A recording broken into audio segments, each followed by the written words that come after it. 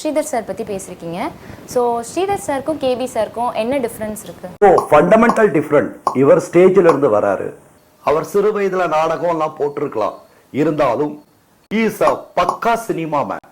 ஒரு திரைக்கதை வசனம் எப்படி எழுதணுங்கிறது தன்னை தயார்படுத்திக்கிட்டார். அது மட்டும் இல்ல, the technical side of the picture, கேமரானா என்ன, ஷார்ட் டிவிஷன்ஸ்னா என்ன, ரீரிகார்டிங்னா என்ன, சாங்கோடைய சீக்வன்ஸ்னா என்ன, இது எல்லாமே அவர் ஓரளவுக்கு மாஸ்டர் பண்ணிக்கிட்டு தான் அவர் டைரக்டர் ஆறார். பாலச்சந்தர் சாரை பொறுத்த வரைக்கும் எப்படின்னு சொல்லி கேட்டீங்கன்னா, அவர் தன்னையே செதுக்கிட்டார். இந்த கல்கின்னு ஒரு படம் பண்ண, அதுல ஒரு சிலையை காட்டுவார்.